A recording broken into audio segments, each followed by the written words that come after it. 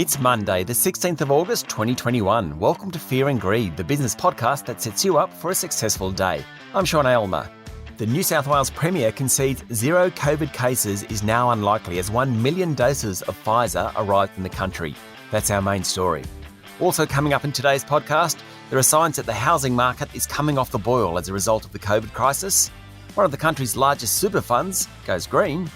And profit season kicks on with more than half the companies reporting, providing a positive surprise. Then stay listening for my chat to Afterpay co-founder Anthony Eisen about the group's $39 billion sale to Square. But first, here's a brief look at markets. Wall Street hit another high over the weekend, though bond yields fell after a consumer report showed that sentiment in the world's largest economy hit a decade-long low. The S&P 500 finished up 0.2%. The Nasdaq rose 0.3%, while the Dow Jones Industrial Average was unchanged.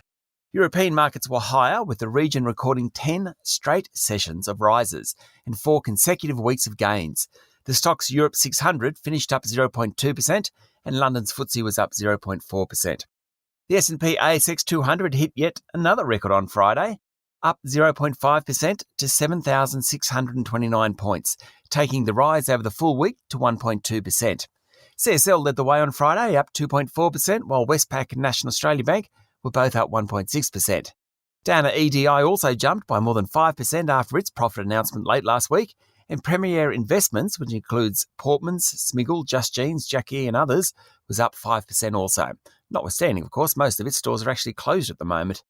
Chalice Mining was the worst on the bourse on Friday, down 5.7%. It's still more than 500% higher than a year ago, and that's the second best of the top 200.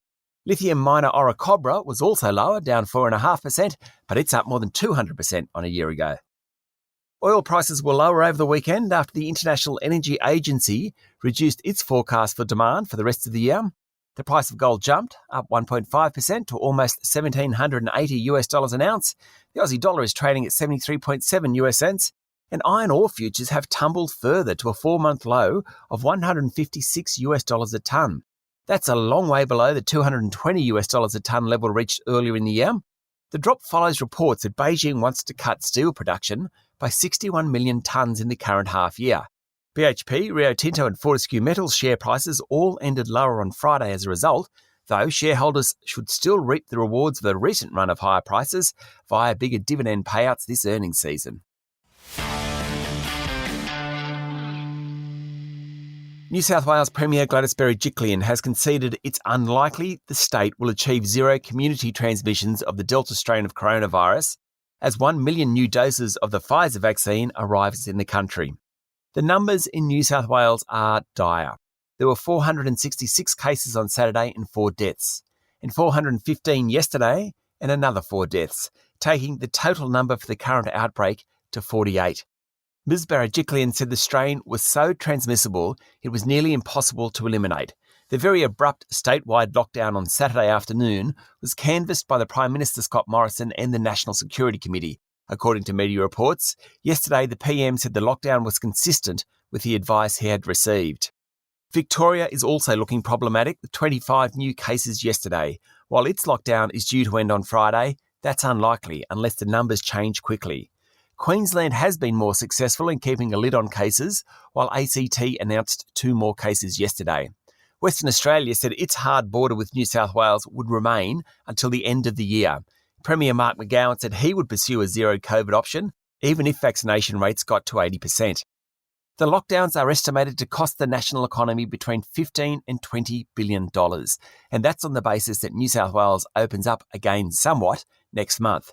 That would almost certainly mean the economy will contract this September quarter by 2.5% or so, according to market economists.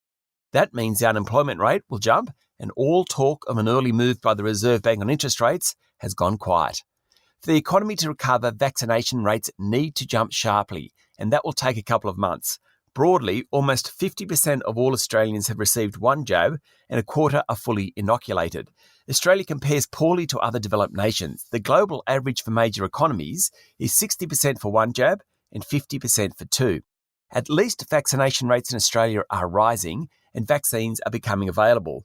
Last night, an extra 1 million doses of the Pfizer vaccine were due to arrive from Poland, and the Commonwealth Government said it would roll out rapid antigen testing in New South Wales, which can give test results in 15 minutes, though isn't considered as accurate as current testing. There's plenty of Groundhog Day going on at the moment. Lockdowns in New South Wales will continue for many weeks yet, and in Victoria, probably for another fortnight, until vaccination rates reach 70% or more, and that's hopefully late October. Most Australians will be living with some sort of restrictions.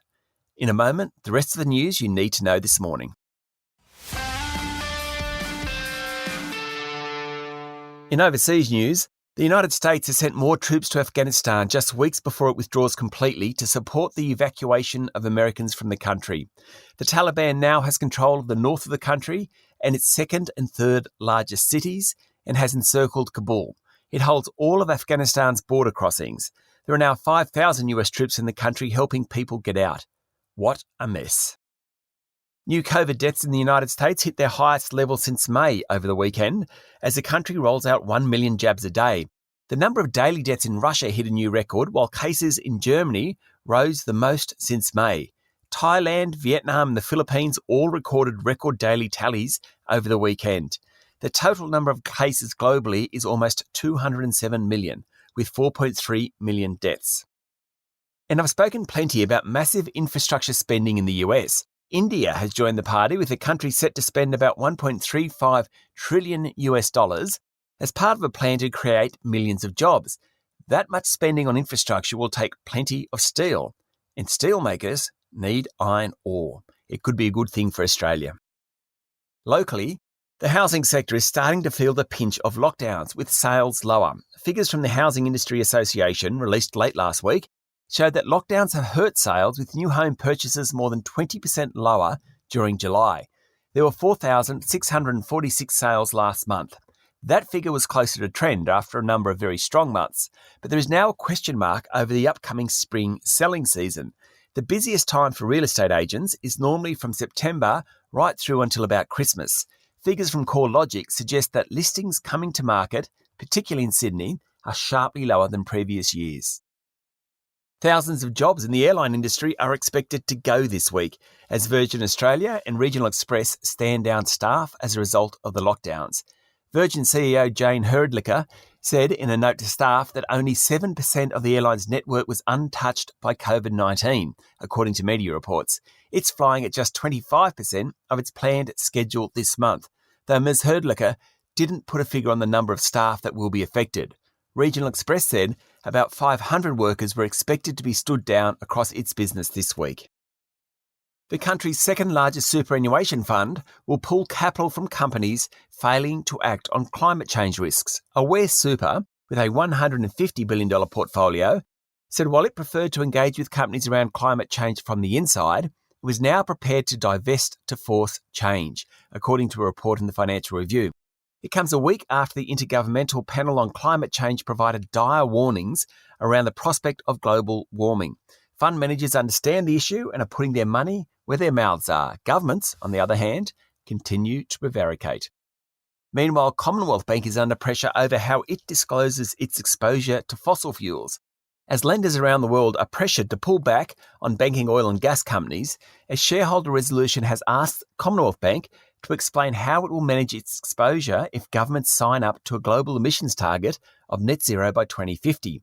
Later in the year, major economies are meeting in Glasgow, and it's possible that they will agree on net zero by 2050.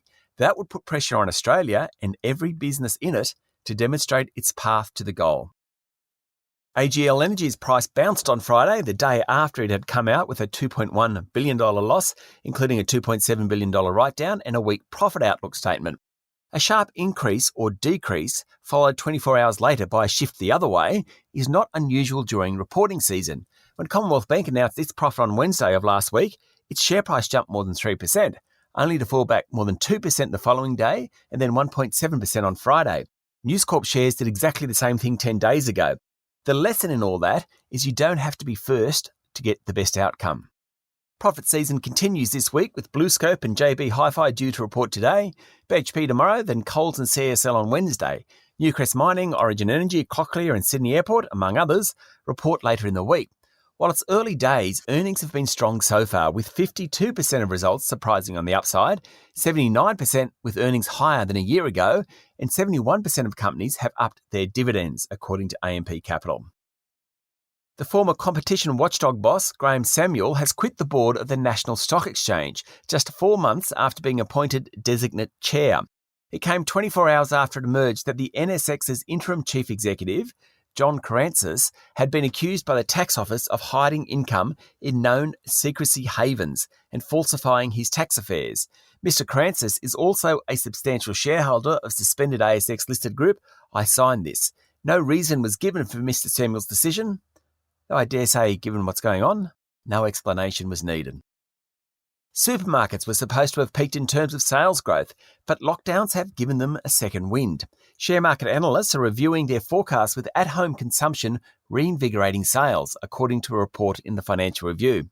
The downside for the supermarkets is an increase in COVID-19 related costs, such as additional cleaning, security and staff costs. Also, a number of Woolworths and Coles stores have been listed as exposure sites, and distribution centres have had to split shifts to reduce risk of transmission. In any case, Woolworths' share price is up 6% over the past month, and Coles is up 9%. Retailer Baby Bunting reported a jump in earnings for the last financial year on the back of good sales growth. The group said the lockdowns were causing problems though, and it chose not to provide profit guidance, citing COVID-related uncertainty. Its share price fell 4.5% on Friday. And locally listed gaming group PointsBet continues to grow in the United States. Late last week, it received regulatory approval to operate in West Virginia, adding that state to its operations in New Jersey, Iowa, Indiana, Illinois, Colorado and Michigan. Gaming licenses are given out on a state-by-state basis in the US, and PointsBet's share price rose more than 2% on Friday. Up next is our daily interview, and my guest today is Anthony Eisen, co-founder of Afterpay, the man who has just sold his business for $39 billion. Anthony is very open about the deal, why he did it, and what it means for Afterpay. That's up next in the Fear and Greed playlist on your podcast platform or at fearandgreed.com.au. Then stay listening for my chat to resident economist Stephen Koukoulas about what happened in the economics world last week and what's coming up this week. It's Monday, the 16th of August, 2021. I'm Sean Aylmer, and that was Fear and Greed. Enjoy your day.